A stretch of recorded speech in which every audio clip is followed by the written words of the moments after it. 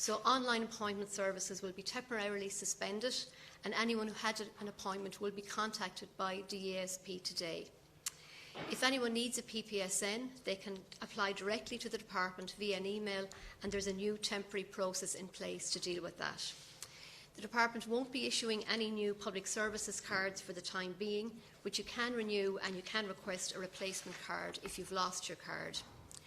Anyone who needs to access the COVID payment without a card can do so without a card, and a verification process will take place later. And the Minister Doherty, will issue a press release in relation to all of this later today to give that in a little bit more detail. The second thing I just wanted to mention is we've had a lot of queries about getting out and about, and a lot of our parks and forests will be open this weekend, and I believe we have the promise of a little bit of fine weather. So we are expecting people will want to get out and about and have a bit of fresh air.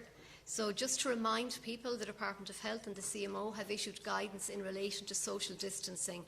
That's online, and we'll retweet it here from Marine Street again, but it is very much about trying to take advantage of the outdoors, but keeping those social distancing measures in mind. So you might just amplify that for us as well.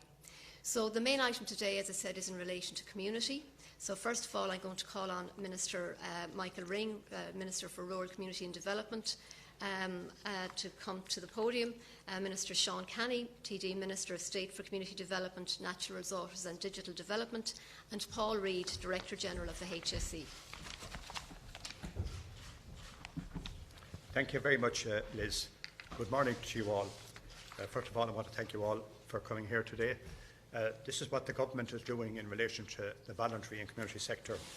First of all, I just want to say that in relation to my own department, the Department of Rural and Community Development, is a department that has a very important role to play, particularly in rural areas and urban areas, and particularly for older people. First of all, I want to say in relation to the volunteer centres, they will be coordinating, and people will be asked to make contact with the volunteer centres. We have thousands of people out there now actually offering to volunteer, but we must do this in an organised way. And the volunteer centres, we have them all over the country, and we're asking people to contact your local volunteer centre. And what they will do is they will connect you to the people that are looking for volunteers. They will organise to make sure that volunteers that are actually going to volunteer, that they will be prepared, they will be ready, and that they will be organised. And we want volunteers to be sensible, we want them to be safe, and we want to make sure that they know what it's about. And also today, we want to talk about older people. Alone, and I want to thank them, and my department have made some funding available for them. They're going to set up a telephone support line. And I'll just give you the number of that telephone support line. It's 0818 222 024. We'll actually give you that details later. And they're going to offer, that phone line will be open from morning to night, from 8 a.m. to 8 p.m, 7 days a week. And they will help people that want to get their medication, they want to get their groceries, or any difficulty they have. And they will put, if there's a problem, they will deal with that problem, and they will put the people in touch with the people that will resolve the problem for them. And I want to take this opportunity again to say to Alone, thank you for the work that you're doing. I want to say to the vulnerable people out there, particularly to people that feel isolated, that feel alone, we have a lot of voluntary groups out there. We have some wonderful volunteers. We have some, with the state agencies, again, have turned out in style and are doing what they're good at. When there's a crisis in this country, the state agencies, the volunteers and the community sector all working together. And I want to assure elderly people in both urban and rural that there is help and support out there for you. And I just want to make that clear today, that we have the organisation, we have the volunteers, and we have the people that are prepared to do that. My own department is also going to set up a helpline, and that's going to be CNV supports at drcd.gov.ie. And this is going to be for community groups, and that will be operated 7 days a week. And this is only for community groups, that community groups can ring in if they have a difficulty, if they have a problem. My department, again, will deal with that problem, and they will put them in touch with whoever they need to be put in touch with. I want to say this morning. There are a lot of people out there today that are very worried. There's a lot of people out there that are frightened. And I have a message, first of all, to the national media, to the local media, the local papers. I want to thank them for the work that they have done so far. They have certainly acted in a very responsible way. But I want to say to people on social media, will you please stop putting messages up that's frightening, young and old. You have a responsibility. You could be frightening your mother, your brother, your sister, and it's wrong with some of the messages that's going up on social media. Please stop putting up these messages. If people are looking for information, they'll get them off the national media, they'll get them off the local media, they'll get them off the print media, and that information is coming from government, it's coming from the HSE, and it's reliable information, and it's information that you can depend on. Do not be depending on social media. And I'm saying to people, you have a responsibility now, and that responsibility is do not be frightening people. Do not be putting up messages that are not true. This is a time that people are frightened, and this is a time that they need the correct information, and they don't need people out there on social media frightening people. I want to say to the people of this country, we have a fantastic country. We have fantastic communities, and we have seen this in the past. Where there's a problem, where there's a difficulty, communities rally together. And the community and voluntary sector and the 670 groups that we have that we're supporting at department level.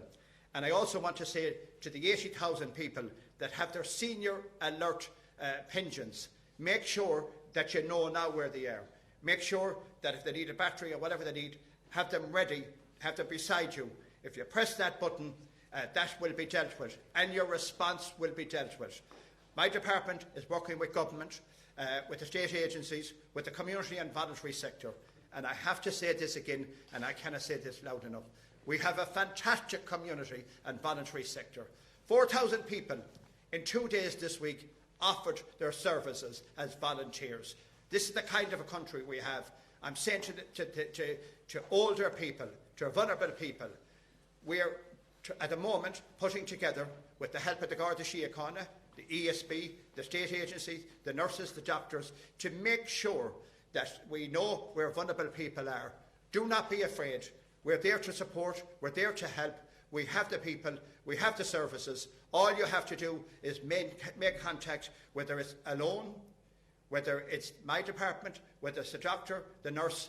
All you have to do is make the contact, and somebody will be there to assist you. I'd like to call on my colleague, Minister Sean Canning, to say a few words. Thank you, Minister Ring. And first of all, as Minister of State for Rural Community Affairs, I would like to say that we are providing the focus for the coordination of the national community efforts during these challenging times. We need to reach out to our community and to our volunteer groups around the country to ensure that their specific needs are being met. And we also need to reach out to and harness the volunteering spirit which is so evident in our country and right across the country. In terms of context, there are approximately 300,000 people employed in the community and voluntary sector in this country, and they are supported by approximately 1 million people over the age of 15 who volunteer in this country. That is a major, major asset base to have in any country. And through the established rural and community structures, my department has the potential to reach every people in Ireland. The majority of our structures are at the grassroots level, in the communities, and would include groups that engage with the most vulnerable people in our society. These include older people, people with disabilities, mental health services, those who have underlying health conditions, children in care, and those accessing social inclusion services. In particular, the Public Participation Network, or PPN as we know it, is a network of community groups around the country. It offers direct access to over 16,000 community groups nationwide. And I urge all of you to tap into these groups to make sure that you have the local knowledge which they can share with you. You can get full details of all these PPNs on our website. I would also urge those who are considering volunteering to contact your local volunteer centre. These centres provide a placement service between those who want to volunteer and those groups seeking volunteers. These systems are already in place to facilitate volunteering around the country, so let's now use them in this hour of need. What specifically can a person do? You can contact your local volunteer centre or voluntary information service to see what volunteers are required. You can offer to assist vulnerable people in your community with social supports, mindful to adhere of the strict HSE guidelines. You can make yourself aware of contact numbers for vital services to keep these numbers handy and available for vulnerable people. You should make sure not to put yourself or vulnerable people or members of the community at risk. And you should keep up to date with the latest information and not spread incorrect information from unreliable sources or social media. And I concur totally with Minister Ring's words on that. I am aware of the generosity of community organisations coming from a community background myself. I know about individuals, businesses, charities, to name but a few, who have immediately rallied to support those most vulnerable in our society. And I commend you who have done this already, and I thank you and ask that we work together in a targeted way to ensure that nobody is left behind.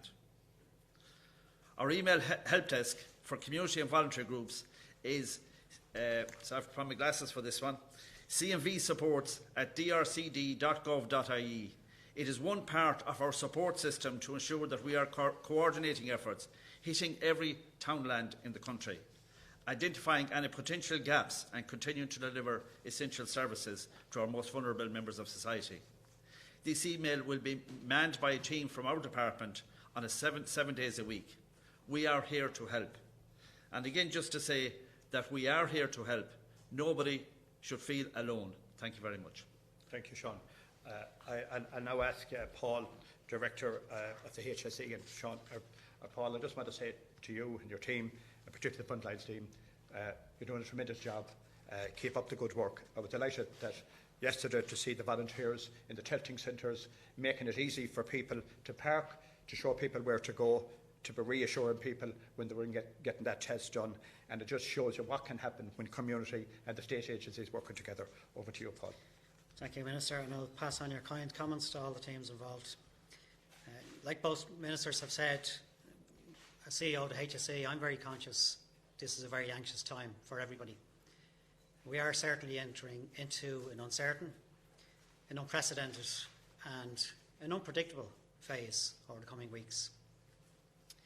And kind of liken it to, we are fighting a bit of a battle, even a war.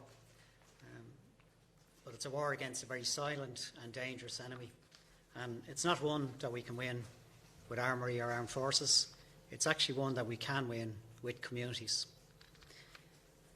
I know the next phase in time in the coming weeks and months will certainly challenge our social and family fabric that's quite strong in Ireland. And I'm very conscious not being able to hug our loved ones is a very difficult time, and particularly a difficult time for grandparents. At a personal level, we were blessed to have a first young grandchild, Aisling, born in Austin, Texas, late last year. And it's very difficult not to be able to say when you'll be able to hug them again. But I had a great moment yesterday with a 5-minute FaceTime call in the office. And it really does give you great motivation and inspiration for time. So I'm using that example to say I think we're going to be very innovative in our communities, in our communications, particularly to elderly people in the coming weeks and months. Our focus on the HSE in the next phase is obviously to look after the sick. But as a society, we do need also to make sure that we look after the vulnerable and the well, because it is a very challenging time for everybody. My previous role, I spent 5 years as a CEO in Fingal County Council and the local authorities. And in that period, I learned the biggest lesson I've learned in my career, which is the power of local communities. And when they mobilise, how effective they can be. In fact, it certainly demonstrated to me the one thing that distinguishes Ireland from many other countries, and indeed many other European countries, is the power of our communities when we mobilise. And there was one great example which we'll all remember in Storm Ophelia, which indeed was over a very short space in time. but fantastic demonstration of communities, voluntary groups, volunteers, local authorities coming together and showing how we can care for people who need it. I know in the HSE and from our staff's perspective, from the public's perspectives, we've had many challenges in delivering healthcare over the last number of years and many frustrations from the public and our own teams. But at this time right now, I've been hugely inspired by how much everybody in Ireland has got behind the HSE. And I want to thank everybody for that, because I do believe we're starting from a much stronger position. And we do have your backs. So we hugely value this support. We hugely value not-for-profit groups, voluntary groups, community groups, as the Minister said, and indeed the local authorities, the role that they can play. We do want the communities to galvanise and support, as the Ministers have mentioned, minding the vulnerable, and as said myself, minding the well. Let us look after the sick. There will be different needs in urban and rural communities, but one thing will be very consistent. We need to reach out consistently and show how much we care. It really is that simple and that important. I'd also like to make a special plea to communities all across Ireland to make a special effort to support our healthcare workers in the coming weeks and months. Whether they're consultants, doctors, nurses, GPs, pharmacists, healthcare assistants, porters, caterers, cleaners, admin staff, anybody who's working in the health system in the coming weeks and months, please keep an eye out for them. In particular, I'd make a special plea for those healthcare workers who have young children and we need to get to work. I'm making a special plea for business and enterprise. If you have an employee that is a wife, husband, partner, spouse of a healthcare worker, please encourage them or facilitate them to work at home so we can get our healthcare workers to work. Also, indeed, to the public service as much as we can support all of that. So to neighbours and friends, please show out your support. If you can create a safe environment for childminding for our healthcare workers, it will make a huge difference. And very briefly, if I can just mention, you will have seen our call for Ireland to anybody who has possibility or skills to put themselves forward and register on our site on hse.ie. A phenomenal response. In just less than 2 days, over 40,000 people have registered on that site, putting forward their skills and experience. I will say to everybody, thank you.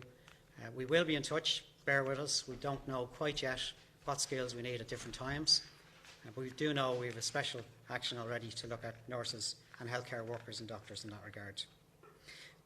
Finally, at times like this, it does bring us all to understand the measure of us as individuals and societies and what we might value and what we might value and judge ourselves by. And certainly in the next phase, and I can see it already, it won't be judging each other by the size of our houses, our homes, or our wealth, or the jobs we carry, or the public standing. I believe a new value system is emerging, which I think is great for communities. And the new currency for me is how much we care. And that's a big currency, and I know it's going to play a big role in the coming weeks and months. Thank you. Thank you very much, Paul. I'd like now to call on Nina, CEO of the Volunteers Ireland. And Nina, I just want to say at this very important time, it's so wonderful that we have so many volunteers around this country. And Nina will explain, some of our volunteers are probably of an older nature, and they will, in case any of these people would get sick, we will be looking for new volunteers and we will need assistance. And I know people will be saying, well, we have volunteered and nobody has contacted us. Yes, this will take a while. We're coordinating at the moment. Nina and her team are going to put this together, and we're going to try and make sure whoever needs volunteers, that we can get these volunteers to where they're needed. I'll call on Nina now to say a few words. Thank you very much, Minister. Volunteer Ireland is the National Volunteer Development Agency, and we work with a network of local county-based volunteer centres. If you're a person who wants to volunteer, what I'd encourage you to do is to sign up to volunteer and express your interest specifically in volunteering in relation to COVID-19 on the national database of volunteering that we have. You can find that on volunteer.ie. You can also contact your local volunteer centre and let them know that you're interested in volunteering. Again, you can find their details on volunteer.ie. The one thing I'd say, echoing what's already been said, is bear with us. Don't be frustrated if we don't contact you straight away. We're currently mobilising an army, and I only use the word army because of the previous reference to a war, an army of volunteers who are ready to go, and we will need you over the coming weeks.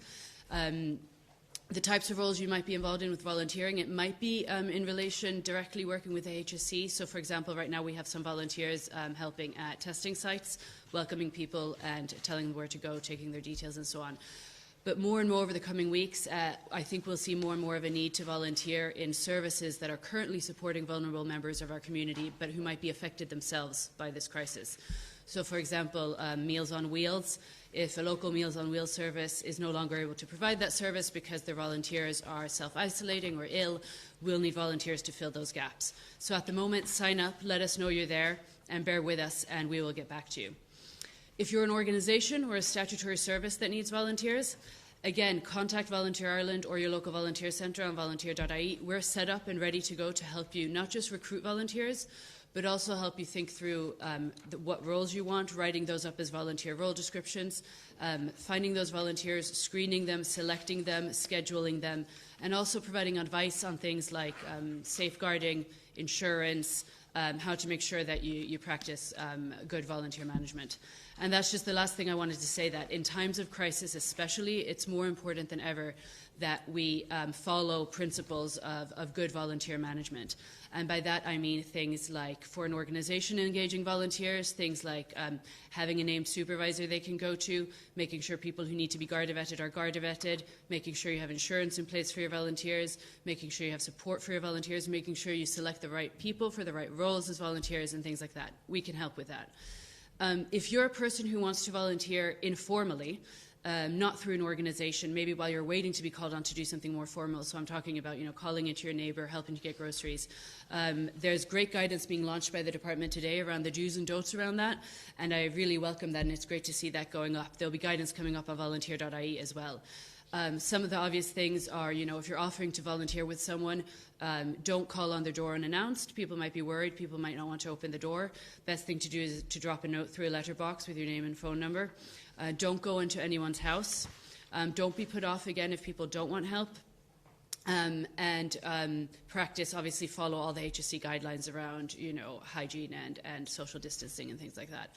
If you're a person who needs help and informally somebody approaches you about offering that help, some of the things you might want to keep in mind are don't feel like you have to open the door to somebody if you don't feel comfortable doing that. You could always contact. There's, as previous speakers said, many organisations out there who work with vulnerable people. If you're unsure, contact one of those organisations. If you do open the door to somebody, don't let them into your house. If there's shopping involved, don't give your bank details to anyone. And again, obviously, follow all the HSC guidelines on hygiene and distancing. There's more guidelines around that, but that's just something to keep in mind. And just to reiterate, especially at times like this, when both volunteers and vulnerable people are more vulnerable than ever in terms of their own stress and health, it's really important that we do this sensibly. Thank you. Thank you very much. I'd now like to call on Sean, CEO of Alone. And to Sean, I just want to say thank you for setting up particularly the telephone support line, and that's going to be open from 8 a.m. to 8 p.m, 7 days a week. And you've worked very strongly with our department over the last number of years, particularly in relation to the Senior Alert Scheme and many other schemes. I want to thank you today. I'd like to call on Sean now to say a few words. Thank you, Minister. In Alone, what do? We support older people to age at home, and we were asked by the Department of Health, who's responsible for the public health messages, to set up a support line. HSC obviously provides the clinical and medical, and what we are in the middle is providing that information and reassurance to older people who ring us. We have the time and space to discuss the issues that they may have concerns about, the worries they have, and also we have the ability to put in systems where we can ring them back on an ongoing basis to make sure that nobody is left without contact and without the support they need.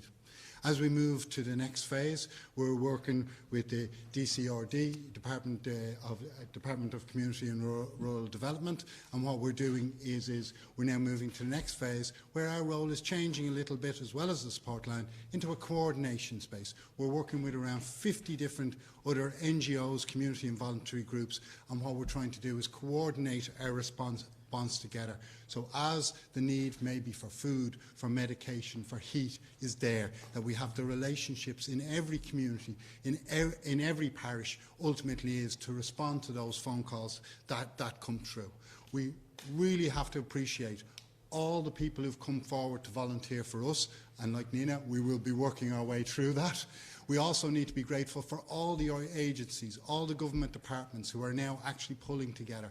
The amount of barriers and the amount of things that are falling away rapidly is actually amazing to behold. Also, we have a huge amount of commercial companies that are coming forward to offer supports to wrap around the community and voluntary sector, and we will be embracing them to the best of our ability as well. So we're working closely with Pubble, with Mutual Natira, with the Wheel, the volunteer centres, and Irish Rural Link and the GAA to make sure we get down to every front door that's needed. And as we do that, the role of the local authorities and the guards will also be important. I think more than ever we see the value of community. More than ever we see the value of volunteers. More than ever we see the value of the people we care about in the community. And it is our belief that together, even though we don't know all the challenges we face, but together we will meet them, and together we will build the resources to make sure that nobody is left isolated, lonely or without the support they need. Thank you very much. And finally, the final speaker is, I want to welcome Sheila from the GEA. And I just want to say that we have had many offers from many sporting organisations, and Sheila is here today as a representative of the GEA, but we have had offers from every sporting organisation. Today, my department will also be putting out an information leaflet for particularly, to highlight the key volunteer messages. Because if people are going volunteers, to be volunteers, we want to make sure that they're safe. We want to make sure that what they know what they're actually doing. And today, Sheila is just going to say a few words in relation to the GAA and what they're proposing to do. Thank you very much, Minister. I suppose I'm here as a representative of the GAA at club level. I suppose I want to represent the 1,500 clubs all around Ireland, in the local communities, in rural Ireland, in urban Ireland. I suppose I feel like the GAA is at the heart of communities. Most GAA clubs are in the centre of these parishes, and I suppose I want to highlight what we can do as a group and an organisation to help those people most vulnerable in our communities. I suppose having 1,500 clubs around the country, we have a serious amount of people, we have great facilities, we can coordinate and help this voluntary community effort. I suppose in some ways that we've been doing this is through food runs, so local people ringing their local shops, and I suppose we really welcome the safety guidelines around safe volunteering and the do's and don'ts. I suppose it's great to have those guidelines to follow. I suppose we've been using this time to check in with our older, more vulnerable members, and also those members who maybe are not older but are still vulnerable in our communities. And the GAA isn't just about on the field playing sports at the weekend, training during the week. It's about the broader network of bringing people together, keeping people connected. And I suppose as a community, as a club, we know our people best. We know the people down the back roads, the ones that you need the air codes to get to, like those houses that have these vulnerable people. And I suppose it's great to be able to volunteer in my local club in Dundee and County Meath and go out and make calls and collect food and drop it to those people in a safe volunteering capacity. I suppose it's, as we said, the GAA is all about community, and I suppose that's why I'm here today as a club representative. But if you need any more help, you can contact the GAA at communications@gaa.ie. And if you have any specific queries, you can also liaise with your local county board and I suppose your HSE reps. And I suppose as a GAA representative, we are following all the safety guidelines around safe volunteering. And it's great to be able to, I suppose, help these people, more vulnerable people in our community, at this really challenging time. Thank you very much. Just want to finish and hand over to Nick Miller to take over then for questions and answers. I just want to finish by saying government have got many offers, particularly from community, organisations, business people, charities, the general public. So many people have offered their support, and we really, really appreciate that. The simple message I want to send out today to people, our most vulnerable people, particularly in rural and urban areas, there's support out there for you. Just get on that phone, get onto your pingent, somebody will respond, somebody will be there to help. And I can assure you that everybody working together, government, the state agencies, communities, voluntary sector, everybody working together, we will get over this. It's a frightening time for people. And again, I'll finish on the message I started with. Please say to people that are on the social media, have respect for others. Do not be frightening people. This is a very frightening time in this country, and we don't need people like you frightening people. Thank you. Nick. Thanks very much, Minister Ring, Minister Kenny, Chief Executive, and all the representatives from the voluntary groups here today. We're going to kick off with a couple of questions, starting with Sandra Hurley from RTE, followed by Harry McGee from the Irish Times. Sandra? Yes, a question for Paul Reid and the Minister Michael Ring. You mentioned the next phase and that we're entering into a sort of a dangerous and an unprecedented time. Can you tell people more about what they can actually expect in practical terms, maybe in terms of added restrictions? The microphone is not too loud. The question you've asked me is in relation to what people can do. What people can do now is to contact Volunteer Ireland. Volunteer Ireland will then get the details of these people. If there's people looking for volunteers, they will contact Volunteer Ireland, and Volunteer Ireland will match them up. They will actually match them up. And what we don't want to happen is we don't want groups going away and doing things themselves. We want to do this through Volunteer Ireland. This is a time, particularly, there's criteria there where people will have to obey it. That's why we're bringing out this leaflet today. And what we don't want in this time is we don't want people going into vulnerable people that they don't know. And if people are going to be calling to their houses, if they have made a call through their pingent to Pobble or to a loan or to the helpline, we'll be telling them who's actually calling. And I'm saying to elderly people today, do not be giving your credit card details. Do not be giving any details to anybody you don't know. If somebody is calling to your house, they will be informed beforehand who's actually calling, and they'll have to have identification. All this will be in the leaflet today for people, because what we want is people to help, people to support, and what we want is people to be reassured in their homes that they are safe and that there's somebody out there to help them. Next question to Harry McGee, followed by Juno McEnroe from the Examiner.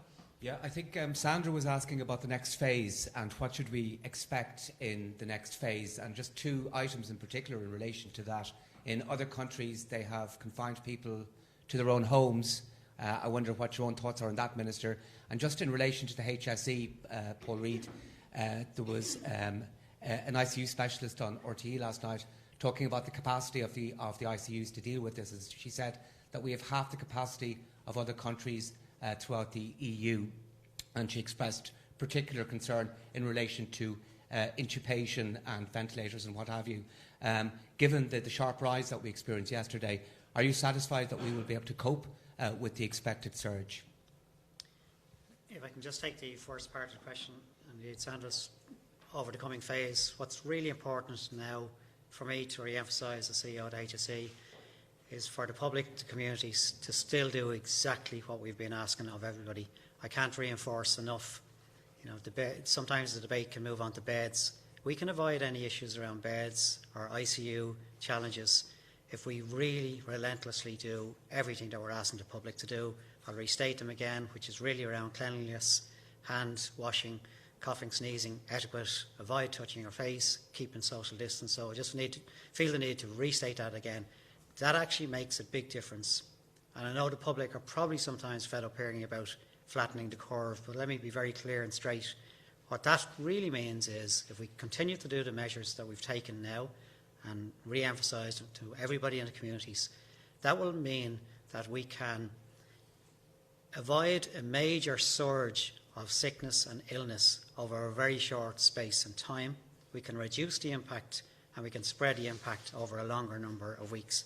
in phases. So it reduces the pressure point on the hospital system. Specifically in relation to the question on ICU bed and capacity, it's known fact that we have started from a low benchmark that's been published in NOCA reports, etc., in terms of ICU capacity. However, our plans that we've put in place over the last few weeks, and we've been building our plans since January, will see our ICU capacity majorly ramped up. We've communicated at our press conference last week. We have been in dialogue, and I've met all of the private hospital groups just yesterday, and we'll be continuing a dialogue with them over the coming days, which will involve utilising capacity from private hospital groups also. And similarly, our procurement process around ventilators and ventilation equipment ramps up our total clinical care capacity. We've engaged in contracts, and I just left discussions this morning, which will involve procurement of further ventilators across our system. We've secured 300 immediately straight away. We've contracts placed for between 80 and 100 per week. We have 1,000 respiratory machines on stock. All of those are part of our clinical care support. So we will have significantly ramped up our clinical care capacity in a very short period of time. But again, I would just close on that. We need to avoid the public shifting to a debate on ICU care and keep the public really focused. We'll avoid the beds challenge, we'll avoid the ICU challenge. To the greatest extent, the public can win this battle by doing exactly what we're asking them to do. I just want to agree with Paul and say people must do what they're asked to do. And I know there has been some instances around the country where young people have been gathering. They have to know the seriousness of this. They have a responsibility. Government and HSE are sending out a very strong message. People will have to listen to that message. This is a very serious situation, and I know that people are already, lots of people are obeying and are listening to what they've been told to do. They must continue to do that over the next number of days. Next question to Juno McEnroe from The Examiner, followed by Aisling Lee Kustler from Virgin Media. If I could first ask Nina. Nina, you spoke about the plans you're putting in place for volunteers. Can you maybe provide some more specifics about the skills that you would hope to get that are needed? Is it people with cars, certain professions who unfortunately are at home and can help communities? If you can give us some details on that so we can put out and let people know. To Paul Reid and to Minister Ring, the Taoiseach in his speech spoke about the possible phase of cocooning for the elderly and the vulnerable, and we have heard suggestions, as Harry mentioned, some specialists speaking in prime time last night, maybe towards the end of the month we could be in a different phase. Could you provide some specifics on that, if possible? That's the last thing. Thank you. In terms of volunteering skills, thank you for asking that. I mean, to be honest, volunteering is so broad in this country that everyone has a skill that might be relevant to volunteering. So I wouldn't really want to exclude anyone thinking, if I don't have that skill, I can't volunteer. This country is dependent on 1 million volunteers a year who do everything from highly skilled volunteering to very practical volunteering. So those roles will develop over the coming weeks, and we'll be looking for different skills for different roles. So it might be, and this is just to give an example, because again, I'd like to emphasize that I think everyone has a skill to give here. It could be really practical, like, helping somebody with their groceries, that I think, most people can do, or many people can do. It might be over the telephone if people are isolating themselves, so the work that Alone is doing around telephone support. The kind of skills a lot of these roles will require, so just to give an example in terms of Alone's brilliant work, if you're a telephone befriender who's calling people, the kind of skills we need is empathy. For that particular role, we need a decent level of English, but obviously not all roles will require that at all. You need to have a certain number of amount of time to be able to commit. You need to be able to commit to undertaking some training. I mean, for most roles, and that's another reason that going through established organisations is a good idea. You do get training when as part of good volunteer management practice. You get trained before you get sent off to do something. Another volunteer role we're working on right now, and I'm just using this as an example right now, is with the people who are helping at the testing centres. who are welcoming people to come in for testing, taking their details and then telling them where to go, essentially. There's a lot of the time there's kids in the car who might be really worried. It's very worrying for the people coming for a test, so that's a lot around, again, empathy and reassurance, providing a friendly face, a smile even, to people who are feeling really distressed. There could also be really technical skills, so we'll be developing also some virtual volunteering roles. So there's already lots of volunteering that you can do virtually from the comfort of your own home without having to leave your own home. And again, then you would require broadband and a computer and things like that, but it means that you don't have to leave your home. So I think in general the message is that there'll probably be a volunteering opportunity for everyone, and that's one of the reasons we're trying to develop these roles, so it's clear with each volunteering role what the role is and what skills you need, and then we can match the right people to those roles. Sean, just to add to that, I think everybody who volunteers has a skill, and what we're doing is trying to match the skill to the task at hand. And I think that when you have 1 million people who volunteer, you will find something for everybody. And I think what we are creating is what we call the big metal, and nobody is without a skill, and them skills will all be used. Well said. Just, in relation to the question you asked me, one of them is a public health question, and I'm not going to actually get into that. That's a matter for another forum. But in relation to the community voluntary sector, we're now preparing. We have the organisations. That's why we're working with Alone. That's why we're working with all the agencies. And we're lucky. We have 670 community groups out there. We have lots of talented people in the GA, the soccer, the rugby, the people that are prepared to come out and volunteer.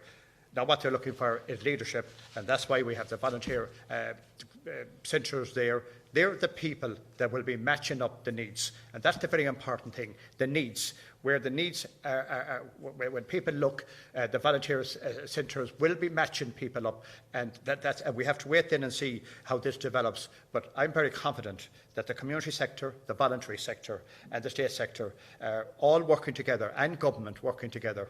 I think we have the resources, we have the people. There's one thing about this country. We have saw it in the past, and particularly when there's a difficulty in this country, people have pulled together, they have worked together, and everybody now has to wear the green jersey. Everybody now has to work together. Everybody has to support one another, and everybody has to obey the rules. Thank you very much, Minister. Next question is to Aisling Ní Chosla from Deutsche Media. Yeah, Paul.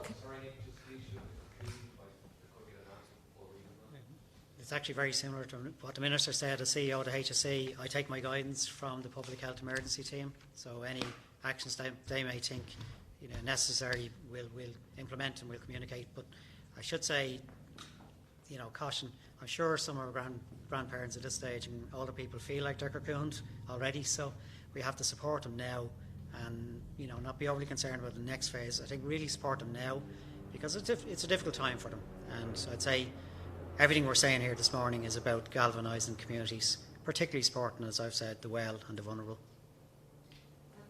Can I ask you, there's obviously thousands of older people in the country that receive home help on a daily basis. What kind of plans are being put in place for those people to make sure if it does get to a cocooning stage that they are going to be looked after? And also, I suppose, when you're looking long term for your plans, are you seeing that these emergency measures will still be in place come maybe May or June during the summer months? Well, again, we will always take our guidance in terms of what plans, what actions, how long they might take from Public Health Emergency Team and indeed from Government. That's not a call of the HSE. We will obviously contribute and advise certain issues that we see emerging. From our perspective, so that's exactly what will happen. We'll take our guidance from it in terms of any further actions. But I think the actions right now, just to restate, are very significant and very challenging for people. So what I'm calling out to people is really comply. The vast, vast majority of the public are complying with most things we're asking for. So for those smaller minorities who aren't, you are putting lives at risk, and it's that important that people comply. So in terms of timeframes or actions that we take, fully guided by the Public Health Emergency Teams. Next up, Cormac McQuinn from The Independent, followed by Shane Beattie from Restore. Paul, you mentioned childcare for healthcare workers. What impact is a lack of a specific solution for healthcare workers having at the moment? Are you frustrated that there doesn't seem to be a plan as yet for childcare for your staff? Yeah, and apologies on the previous question I should have mentioned. We are constantly engaged with the childcare sector, the home help sector, both our own staff and indeed the private sector who are engaged in this, and we'd be regularly in contact with them, and I have to say it's working quite well so far, and we'll keep in touch with them in terms of any precautions, but the actions that they take. Specifically in relation to, sorry, the question, just repeat the second question. The childcare for Oh yeah, yeah. What impact is it currently having, and you're frustrated that there isn't a solution as yet? No, look, just state the obvious. Obviously, this action that was taken happened quickly, so people had to mobilise around it, not childcare workers, but public in general. I think what we have done has been a few things. Number one, we've been very supportive and facilitating various rostering arrangements and working arrangements for staff to support that. And secondly, I think I have seen a good support coming from the business and enterprise sector, as I've said earlier on, in terms of supporting the partner or wife or husband of a childcare worker. So they can work from home, and our childcare workers, that's actually taken up quite well. So flexibility there, support there. And we're monitoring this really regularly and very closely. And should any further supports be required, we'll be quick to act. But right now, I think supports we put in has been welcomed by our teams, but we're monitoring it really closely. Shane Beattie, Newstalk. Paul, can I just ask you about obviously we've had the measures now for a week. They were announced last Thursday, so for a week. By Sunday, it'll be 10 days. And Mother's Day is on Sunday, and I'm just wondering for people who say, I've been good for the last 10 days, I've respected it, I have to go see my mother on Mother's Day. There's grannies that want to see their grandchildren on Mother's Day. What's the message from the HSE on that? And for Minister Ring, you mentioned about people sharing messages on social media. Is the government having conversations with the big tech companies here about taking down some of those messages about status red alerts and all that stuff? On the first part of the question, we can't lax the guidance and the rules that we've put in place for a day, and it'd be misleading of me to give any other impression that we just relax the rules for a day, whether it's for Mother's Day or anything like that. What we put in place needs compliance every minute, every hour, every day. Birthdays, Mother's Day, it would be completely misleading to say you could lax it for a day. We can't. We need this complied fully with every day. Just in relation to social media companies themselves have a responsibility. This is a world problem now, and I think they, as companies, have a responsibility. And I hope the government don't have to talk to them, but if they do, they will and must, because this cannot continue. This cannot continue frightening people. So these companies have a moral responsibility themselves, not always be told by government what they should do. They know what's right and they know what's wrong. And this is wrong to be sending out misinformation. The amount of people that contacted me over the last week, showing me this kind of stuff that's on social media, and I'm sure you've all seen it. It's not good, it's not right, and it's not morally right. And these companies have an obligation themselves. And I'm calling on these companies to monitor what's going up on social media and to take it down immediately if they're putting up messages that's not true. The only people where messages should be coming from in relation to this issue is the government and the HSE. Would either minister like to say something on Mother's Day as well? Well, I just want to, we're talking about Mother's Day. I think of my own mother, she's 94, I can't see her, I can't visit her, but she's very happy because she's doing something for Ireland again. And I think every mother in the country has an understanding that that's what we're at here. We're actually not doing something to penalise people, we're doing something that actually is good for the country, is essential, is necessary. And we just have to work at it every second, every minute of every day, as the CEO said. There is no relenting. This virus will not give up for a half an hour or a day. So we should not either, because we're at war with this virus, and we should continue to be very, very vigilant and be on our guard. Okay, thanks very much, everyone. Thank you.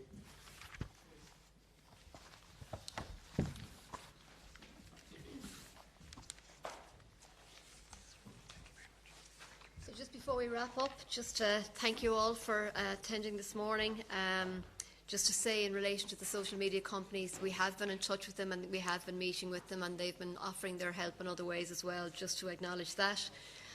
Just to say, as a general rule at this forum, we'll try and avoid getting into questions about public health measures or the health service. Okay, so that's the 5 o'clock briefing or 5:30 briefing with health will cover a lot of that, and Paul's team will cover a lot of that. So we'll try and keep this forum for the other measures.